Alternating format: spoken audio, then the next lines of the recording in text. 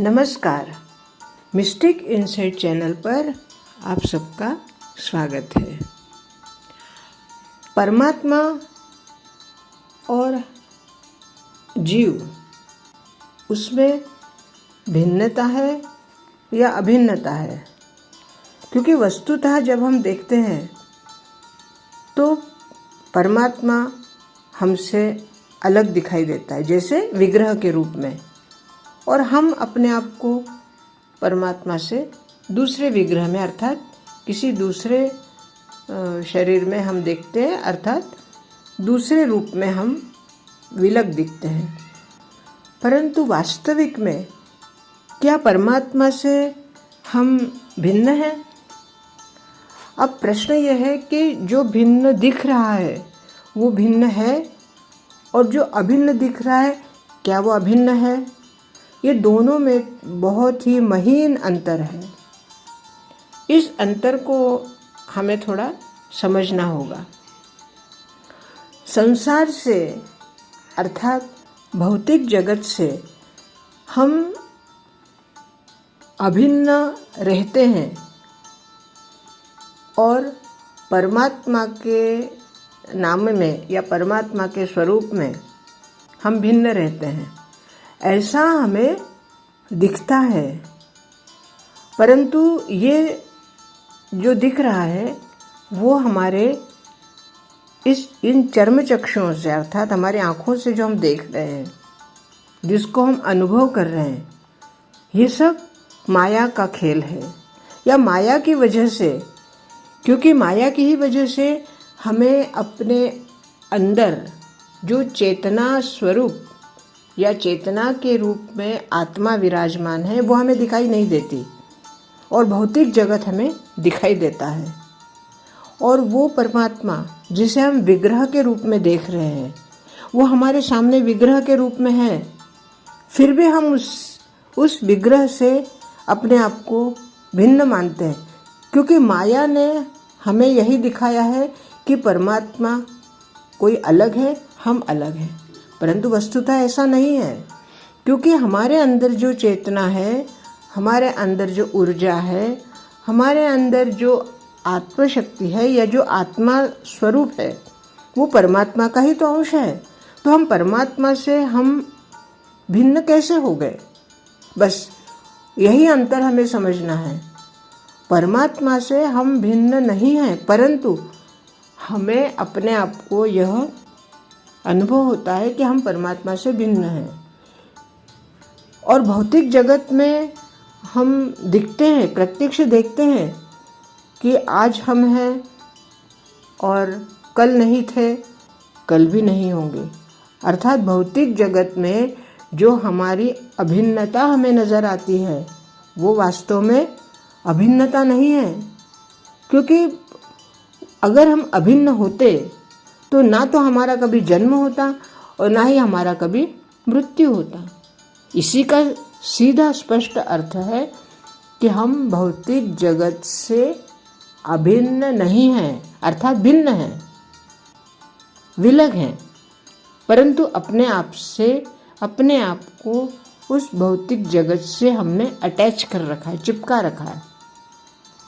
जैसे अगर हम किसी कुर्सी पर या किसी सोफे पर या किसी कहीं पर भी हम बैठे हैं और किसी व्यक्ति ने अगर हमें कहा कि भाई आप यहाँ से उठ जाओ,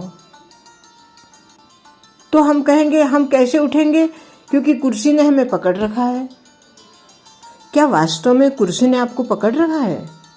नहीं, आपने कुर्सी को पकड़ रखा है क्योंकि आप कुर्सी पर बैठे हैं। आप उठ जाएंगे, कुर्सी आपसे विलग हो जाएगी।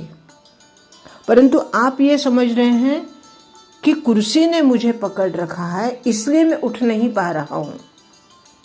तो इसका सीधा सा अर्थ है कि हमने भौतिक जगत को पकड़ रखा है और अपने आप को उस भौतिक जगत से अभिन्न मान बैठे हैं। और जो परमात्मा जो कि हमें दिखाई नहीं देता, सिर्फ हम विग्रह में उसको देखते हैं, क्योंकि ये कलयुग है। तो हमें सिर्फ विग्रह में देखने की वजह से हमें यह लगता है कि परमात्मा हमसे भिन्न है, अर्थात हमसे विलग है, हमसे अलग है, परंतु ऐसा बिल्कुल भी नहीं। अब इस सत्य बात को हमें अपने जीवन में उतारना है। वो कैसे? इस बात को हमें अपने आप को समझाना है कि जो मैं देख रही हूँ या जो मैं देख रहा हूँ वो सिर्फ एक मेरा दृष्टिभ्रम है। वास्तव में विग्रह, जिसे मैं विग्रह के रूप में मेरे सामने है, वो वस्तुतः विग्रह न होते हुए वह प्रत्यक्ष परमात्मा ही है, सिर्फ अबोल अवस्था में। और हम ये भौतिक जगत, ये हमें बोल अवस्था में दिख रहा है, तो हमें ये इन दोनों को हमें अल्टर करना है, अर्थात भौतिक जगत से हमें अपने आप को भिन्न कर लेना है और परमात्मा से हमें अपने को अभिन्न कर लेना है। बस सिर्फ दोनों की जगह बदल देनी है, तब अपने आप आपको यह अनुभूति हो जाएगी कि परमात्मा से आप विलग नहीं हैं। क्योंकि गीता भी यही, भगवान श्री कृष्ण ने गीता में भी यही कहा है और शास्त्र भी यही कहते हैं कि मनुष्य की या किसी भी जीव की मृत्यु के बाद वो आत्मा परमात्मा में विलीन होती है। इसका अर्थ सीधा सा है कि अगर हम परमात्मा से भिन्न होते तो हमारी आत्मा मृत्यु के बाद परमात्मा में विलीन कैसे होती? और उसमें से जब हम उसमें विलीन हो जाते हैं तो हमारे भौतिक जगत से हम अपने आप ही भिन्न हो गए, क्योंकि परमात्मा से हम अभिन्न हैं। तो अभिन्नता से जैसे हमारे शरीर में अगर कुछ देर के लिए हमने किसी अलग वस्तु को अपने शरीर पर धारण कर लिया, जैसे वस्त्र की बात ले लीजिए, हमने वस्त्र बदल दिए और जितनी देर तक हमारे शरीर पर वह वस्त्र होंगे उतनी देर तक वह वस्त्र हमारे लिए अभिन्न है। निकाले हुए वस्त्र हमसे भिन्न हो गए। ठीक यही बात हमारे आत्मा पर लागू पड़ती है कि आत्मा जब इस शरीर रूपी वस्त्र को बदलता है, तब जब तक आत्मा इस शरीर में है, चेतन अवस्था में, तब तक हमारे शरीर से आत्मा अभिन्न है। परंतु जैसे ही शरीर से आत्मा निकल जाएगी तो आत्मा और शरीर दोनों भिन्न हो गए।